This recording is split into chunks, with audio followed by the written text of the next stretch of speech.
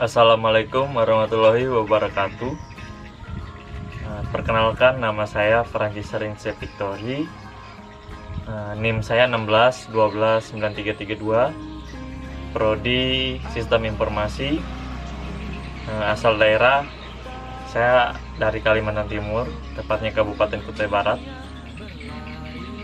Usia saya saat ini berusia 23 tahun. Sampai engkau meraihnya.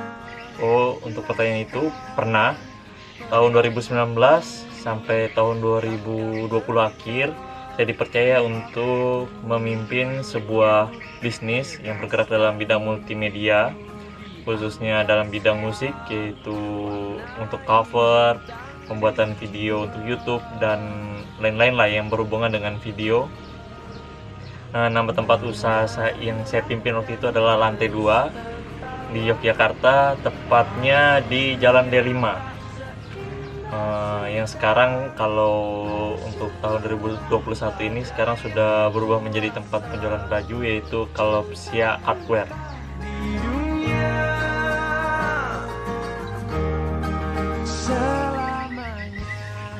Oke, untuk pertanyaan ini, jadi saat ini saya berada di Pruk Jauh, Kalimantan Tengah, dan rencananya saya akan membuat sebuah bisnis yang bernama duabola.id.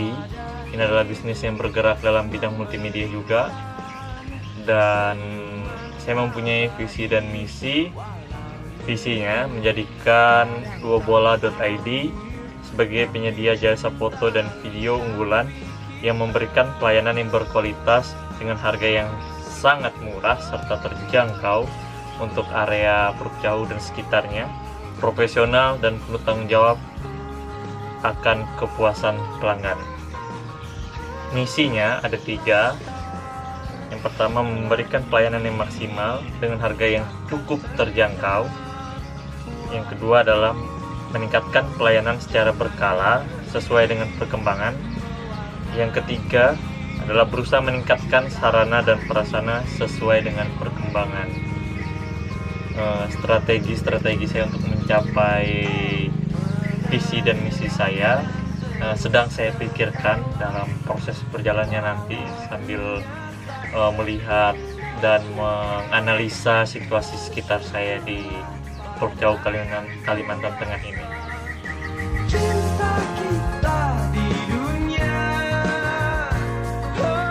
Oke, saya akan menjelaskan kepada anggota saya atau pengikut saya agar visi misi dapat tercapai. Yang pertama, saya akan menjelaskan bahwa kita ini adalah satu kesatuan, satu tim, di mana kita memiliki saling ketergantungan satu dengan yang lainnya. Oleh sebab itu, maka dibutuhkan kerjasama yang kuat, di mana kerjasama ini bisa terbentuk adalah dengan salingnya keterbukaan. Misalnya ada kekurangan ini, kekurangan itu, kita akan saling terbuka, dan situ kita akan saling melengkapi kekurangan-kekurangan itu.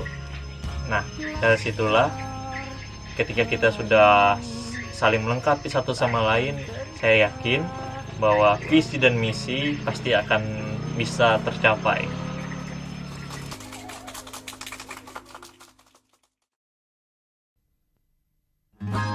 Oke, untuk menjawab pertanyaan ini,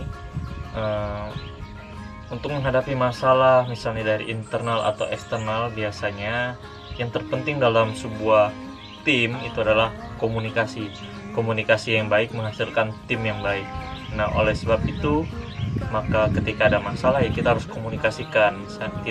Tidak boleh dalam tim itu ada masalah yang dipendam-pendam. Nanti itu akan menjadi bom waktu yang sewaktu-waktu bisa meledak kalau seandainya kita tidak terbuka dalam hal komunikasi. Dan selanjutnya,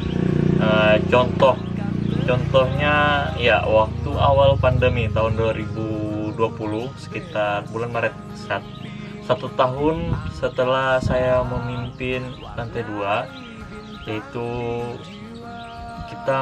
kami mengalami yaitu defisit keuangan. Waktu itu benar-benar tidak ada pemasukan sama sekali.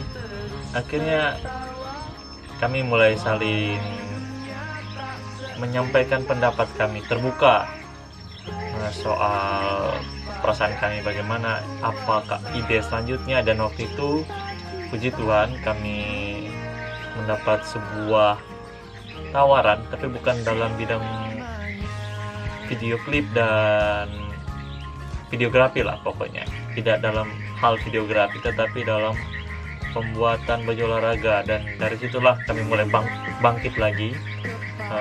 Akhirnya dari uang hasil pembuatan baju olahraga itu bisa untuk memenuhi kebutuhan seperti listrik, wifi, perawatan kamera dan segala macamnya. Nah dari situlah mulai bangkit lagi dan berlangsung sampai pada akhir tahun 2020 kami bisa survive. Tapi karena ada perbedaan, ada tujuan-tujuan lain, ada yang masih sibuk kuliah dan segala macamnya, akhirnya kami pada tahun 2020 akhir memutuskan untuk ya kami jalan masing-masing. Tapi terlepas dari segala masalah itu, yang penting adalah komunikasi. Kalau berdasarkan dari pengalaman saya yang sudah jatuh tapi bisa bertahan selama sisa waktu dari Maret sampai Desember, menurut saya itu sudah luar biasa, menjadi pengalaman yang berharga buat saya karena pernah memimpin sebuah bisnis dan menjadi bekal buat saya hingga pada saat hari ini juga.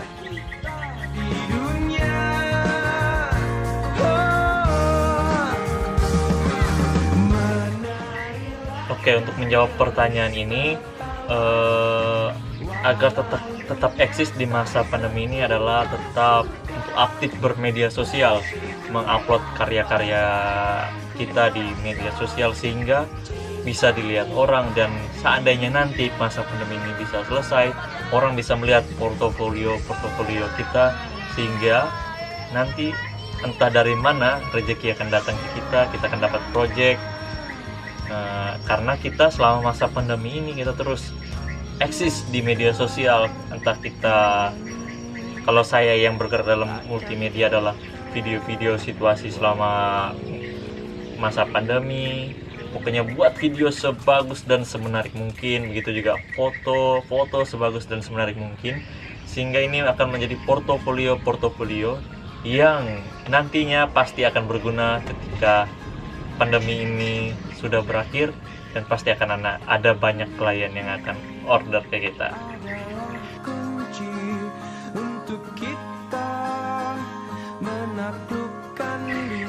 Oke, untuk menjawab pertanyaan ini, secara pribadi saya sendiri memakai kepemimpinan karismatik. Kenapa demikian? Karena kepemimpinan karismatik itu memiliki suatu kepercayaan diri yang luar biasa, kemampuan komunikasi yang baik, dapat menyampaikan visi misi secara detail kepada anggota dan pengikutnya. Hal itu membuat saya tertarik dan membuat saya untuk terus hari demi hari melatih diri saya untuk dapat mempunyai kepercayaan diri yang luar biasa, dapat berkomunikasi dengan lebih lancar lagi, dapat menyampaikan visi dan misi saya secara detail sehingga dapat terwujud dari setiap visi dan misi saya.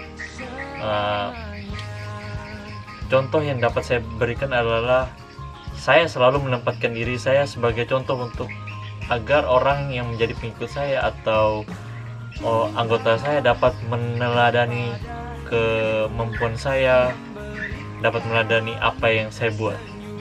Itu adalah contoh yang bisa saya berikan. Oke, terima kasih atas perhatiannya. Terima kasih untuk tugas UASnya, Bu. Demikian saya sampaikan. Wassalamualaikum warahmatullahi wabarakatuh.